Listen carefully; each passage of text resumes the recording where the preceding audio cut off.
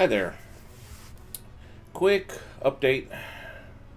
So, I think I've attempted to record this a few times now, but I keep not being happy with the things I say and topics I cover, and I end up ranting and raving and rambling on for way longer than I mean to, so I'm going to try to keep this really short. But the tile layers are, as you can see, the stars there. There are 4 layers being shown. Just one tile, it's just a star. I've just changed the colors of the different cells, so each of the same tile being shown appears in different colors. Not that it's important, but I tried to match actual spectral classes of stars. Close enough anyway. But there's 4 parallax layers, as you can see. Of course, the planets there are sprites, and my little Fuselage logo there is a sprite, but yeah, so the tile layers do their job. There's things I'm not happy about, but when I convert it to Vulkan, I'll take care of that. I think I'm just going to go ahead and leave things as they are for now. There are some issues that I do need to solve still, but I'm going to push those down till later because I just don't see the point in wasting time on fixing them for now. There's plenty of workarounds for those issues, and as long as you're familiar with those quirks, they don't become a problem in implementing any kind of background tile layers. So that won't really be an issue. Anyway, yeah, the Vulkan conversion has begun, even though really I should be concentrating on Pixies. I think the thing about the Pixies is the way that I'm going to be using them really probably should be written from the ground up in Vulkan. So while I'm going to go ahead and do some work in C for right now, using Raylib, I'm going to do everything as minimalist as possible right now because in the end it will be done entirely using Vulkan shaders. So yeah, there will be not a lot of effort wasted on getting it done right now in C with Raylib. Basically, all I'm going to implement right now are run length encoding, RLE, and unrepeated length runs, or what I call ULLs. And I'm going to use them as a means of data compression. So basically, I'm going to take bitmaps and pack them down using RLE and ULL. And it should make all of the bitmaps much smaller, especially for indexed images where you've got less than 256 colors, because every pixel will be reduced down to 1 byte. So for a lot of things, that will actually save a lot of space. There will be, of course, true color modes using RGB and alpha, and it will be capable of handling those too, but it's really not recommended to use those because when you start doing that kind of thing, you start taking up a lot of space for, when you think about it, most graphics don't need true color. If they're being used in a video game setting, you can usually reduce them down. Especially if you break them into pieces, like if you have a tile of graphics that is less than 100 pixels tall and wide, then really you don't need a full RGB palette for that whole image, because chances are you're going to be able to reduce it down to 256 colors or less anyways. Or at the very least, you could do 16 color where 2 bytes equal 1 pixel, and that would still save you at least half the space. Unless, of course, you start needing alpha channels, then there's all kinds of ways you can deal with that too. But you can store the transparency data outside of the pixel in like a global transparency value for the entire block of graphics. So yeah, Pixies are going to be very flexible.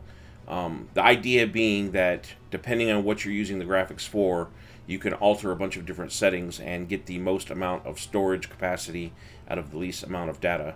So, if you need true color graphics, then you'll have it available for you, but chances are you're not going to need them most of the time. So my tool for creating Pixies are going to let you experiment with the different visual outcomes of the settings you choose and various settings that you can play with to see where you want to lay that line between quality and data compression.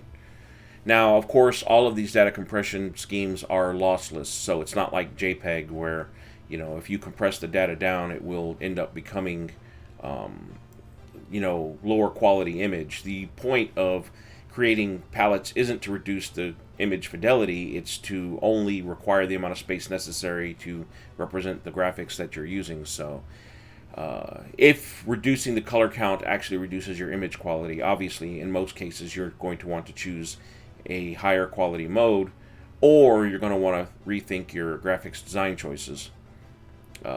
So yeah, Pixies are in the works, but really I'm kind of focusing now on going to Vulkan. So one of the things that I will expect to see from the transition of Raylib to Vulkan will be speed increases. Right now, if I really push things, I can make these tile layers so complex and so busy and so many layers deep that I can actually drop the frame rate using Raylib.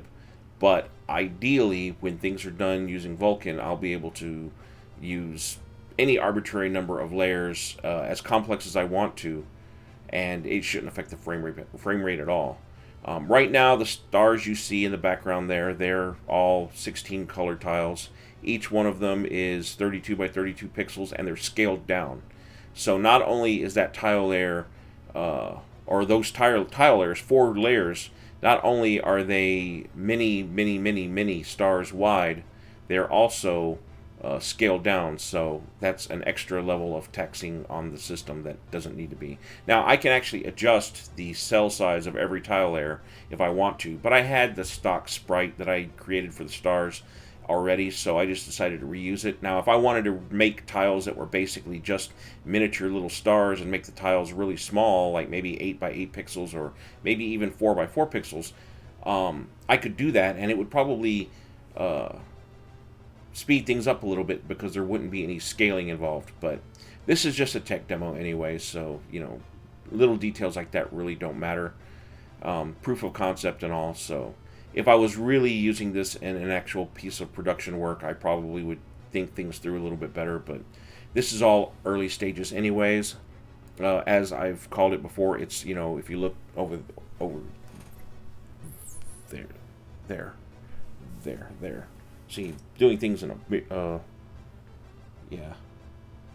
My finger's disappearing. Over there, yeah, anus. If you see anus, that's the alpha stage of this engine. So, in the end, we will move on to buttocks, which the entire phase of buttocks will be focused on the input handler and the transition to Vulkan. So, stay tuned. There will be more to come. I expect there will probably be less updates since the development of the background, the foundation, the framework that I'm using to do everything in Vulkan. I'm creating my own foundation, a graphic device,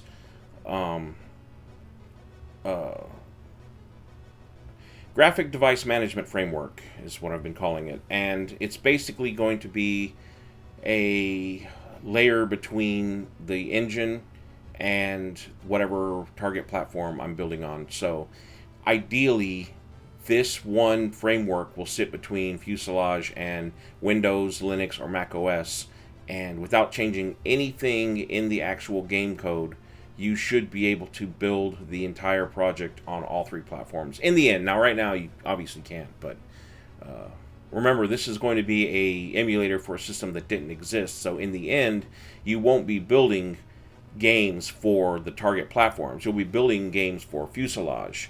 They will just run on the target platforms.